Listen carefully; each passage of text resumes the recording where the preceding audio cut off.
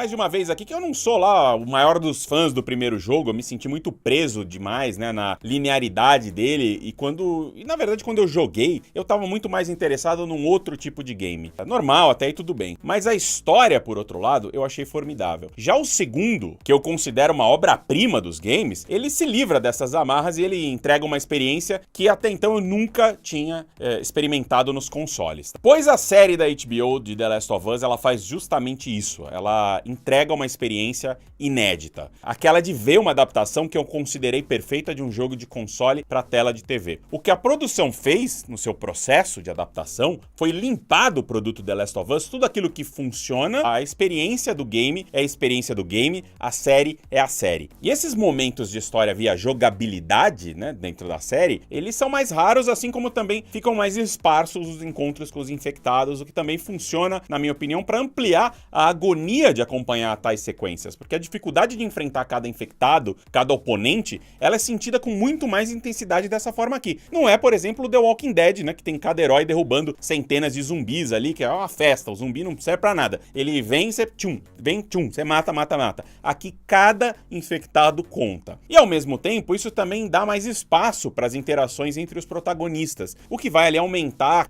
e muito a carga emocional de todos os conflitos verbais ali, que é onde a série verdadeiramente se sustenta. Pra mim, assim, o segredo desse sucesso é nada como juntar o criador, o Neil Druckmann, né, com alguém que entende muito de construção dramática pra TV, que é o Craig Mazin. E os dois juntos, eles dão ali uma carga de amor e de competência técnica, a coisa toda, que é muito rara de ver. Com a essência do produto game absolutamente preservada em uma nova mídia. E as cenas-chave, não por acaso, elas são cópias fiéis do jogo. E dessa forma eu fiquei impressionado na mesma medida pelos momentos inéditos, né, feito o episódio 3, que deriva bastante do jogo, ainda que ele explore ali um material bastante sugerido nele, e aqueles que são absolutamente idênticos ao game. Aqueles que a gente vibra ali, como fãs do jogo, ao sentir o fanservice, porque, afinal de contas, como fãs, a gente merece esse privilégio, né? A única coisinha ali que eu senti um pouco de falta foi justamente aquilo que não está no game, veja só. As que são aquelas introduções pré-créditos que mostram o mundo ali antes da pandemia do Cordyceps e tal. Eu adorei essas cenas, eu queria que todo episódio tivesse essas cenas, mas eu entendo que depois de um tempo ali, elas tirariam o engajamento da história principal. É uma série que seguiu seu universo à risca, cena a cena, mas que soube ampliar ele quando precisava e que conseguiu o mais difícil em qualquer série que presta: evitar a repetição.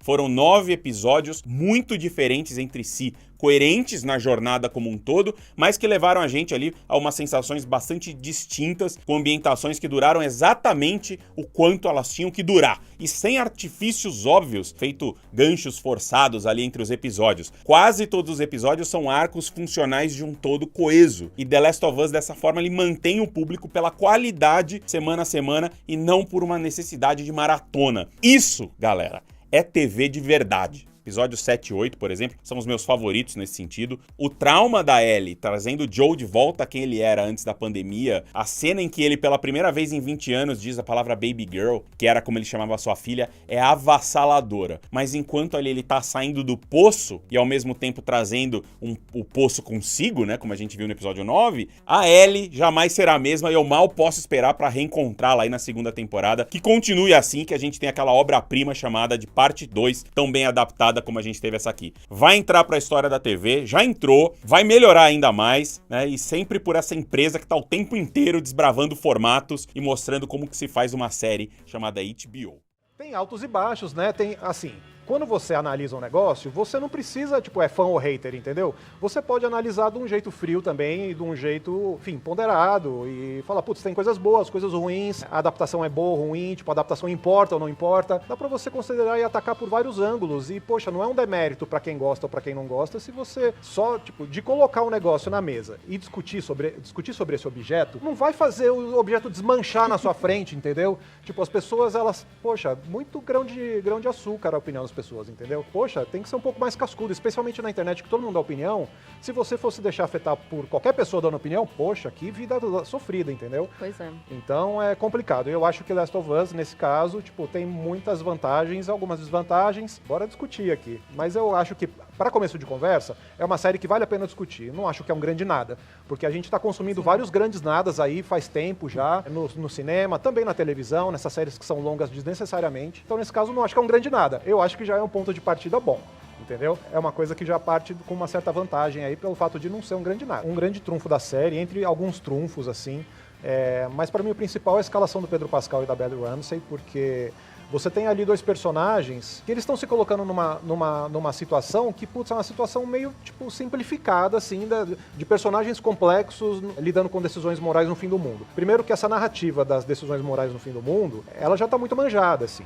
E o texto da série, às vezes, é um pouco superficial, no sentido em que esses personagens eles têm muita consciência da sua condição de personagem. Então, por exemplo, no episódio do Henry e do Sam, fica toda uma discussão ali entre o Joel e o Henry, falando, putz, mas eu fiz isso antes, você vai achar que eu sou o vilão e tal, ou não sou o vilão, não sei o quê. Tipo, isso é um texto muito literal, entendeu? Se você vai estudar roteiro, o cara vai dizer que, puta, o personagem não pode ser tão consciente de si mesmo e da sua própria condição de personagem. E aí o texto é muito manjado e muito basicão nesse sentido. O que ajuda a compensar é que o Pedro Pascal é um cara muito carismático e quando a série precisa que ele chegue pra fazer, tipo, o cara que ressuscita está possuído, velho, ele comparece e ele é muito bom nisso. E a menina também é muito boa pra fazer uma coisa que, tipo, tá tudo em ebulição dentro dela e isso tá, tipo, transbordando aos poucos. Ela é muito boa pra fazer isso, então eu acho que nesse caso eles suprem uma carência do texto, porque o texto, ele talvez seja muito basicão nisso, assim. Talvez seja básico porque é uma narrativa que a gente já assistiu tantas vezes e a gente sabe o que implica, especialmente no Walking Dead, assim. Então eu acho que nesse caso é uma das vantagens